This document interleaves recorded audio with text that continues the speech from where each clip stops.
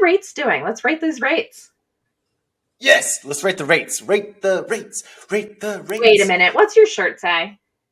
Oh, my shirt says "I love mortgage insurance." That's one of the things we're going to talk about We'll hit today. that up later. Okay. But yeah, we'll talk about rates right now because um, something fun happened. We had a little dip. We had a little dip de doo, right? So the positive effects of, I know this is going to sound weird, the positive effects of the Fed increasing interest rates has helped out the mortgage market a little bit. So we ticked up there a couple weeks ago. If you guys want to jump over to the Freddie Mac rate survey, you could totally do that. And I'm actually going to bring it up right now. So the Freddie Mac rate survey, a couple weeks ago, um, we tipped up to like 5.81, and the last 2 weeks in a row we've tipped back down, right? So this is good. Is this the plateau? Is this the peak? I don't know. I have a sneaking suspicion that we're going to tip back up just a little bit until we actually get the definition of a recession publicized by the powers to be, and we go from there. But in the meantime, we've got a little bit of a reprieve on the rate front, which is awesome. Still, I'm going to be very, very blunt with this one. Under 6% is still an amazing rate, you Oh, guys. yeah. It's amazing. So just wanted to share that with you. We have ticked back down. I think we might tick back up just a little bit and kind of, we're going to flounder right against this 6% ceiling, I feel, for the rest of the summer until we actually get a formal announcement that we are in a recession. Once that happens, I have some recession news for you. I've mentioned this the other shows, the last two shows, I think. Recessions are good for mortgage interest rates. Recessions are good for mortgage interest rates.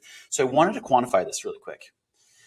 The 1974 recession saw a decrease in interest rates of 1.22. The 1980 recession saw an interest rate decrease of 4.1. The 81 recession, we had back-to-back recessions. Yeah, fiscal policy was very fun at that point. Yeah. We saw a 4.76% reduction in interest rates. I don't think we're going to get a 4.76 reduction in interest rates. I'm just going to go out there and say that. That's a quality prediction. Quality prediction. At the time of 81, interest rates peaked out at 18%. So we saw them come down by like 20%, which was pretty spectacular. Jumping forward to the most significant recent downturn that was not pandemic related, which was 2008, we saw a decrease of interest rates of 1.72, right? So in 2008, we jumped into that recession at interest rates at 6.63%, very similar to today, right? And as we exited that recession, we exited at 4.91. So I think it's really, really interesting. Super interesting to talk about this. Yeah. So here we go. So rates last time, like 2006, people were like, oh my gosh, buy a house now. Well, the rates are amazing. We're now at that exact same level, and people are like, whoa, rates are too high to buy. Right, so exactly. Crazy. And it gets back to our recency bias. I mean, we've just been super spoiled.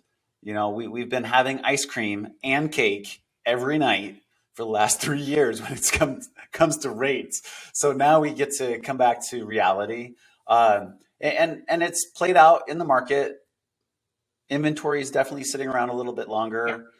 People are getting acclimated, and that's what I keep telling everybody, all my buyers right now. And I will say I've seen definitely a tick up of buyers at the end of June, right after 4th of July here this week.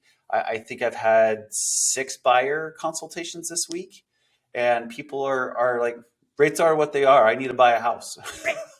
So, yeah. So there you are. Rate the rates. We got a little bit of a reprieve, but the big reprieve, in my opinion, will be in the middle of the recession to the end of the recession as we're coming out of said recession.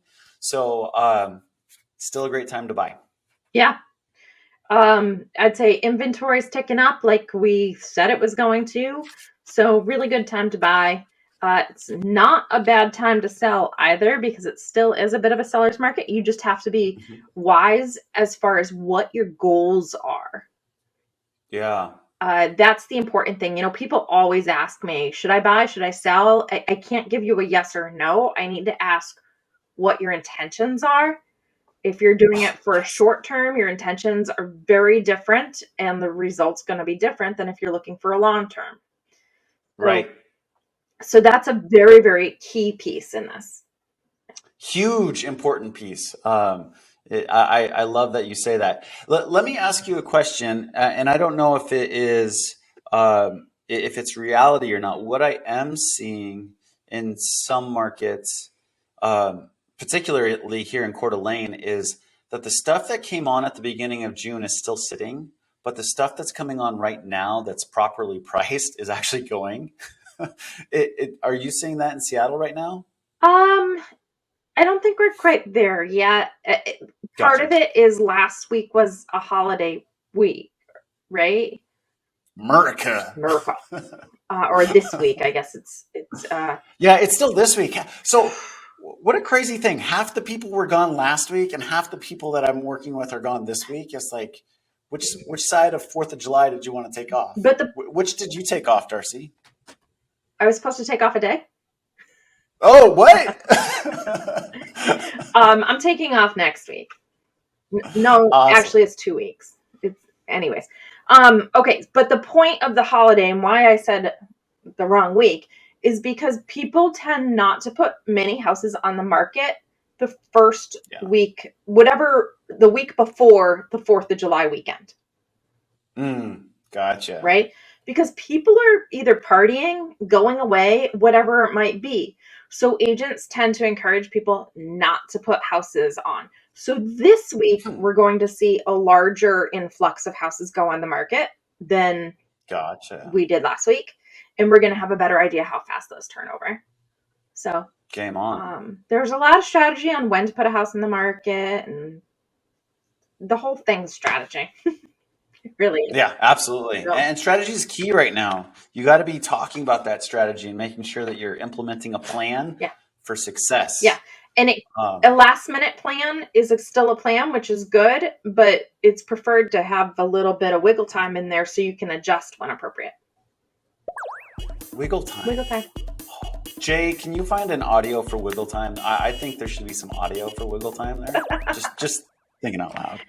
So, right on. Okay. Well, let's jump into it, shall we? Yeah.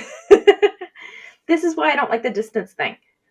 Okay. Hidden costs. Well, what's in your mortgage payment? It's amazing to me how many people have no idea what's in their mortgage payment, and that their mortgage payment can change over time, even with a fixed rate.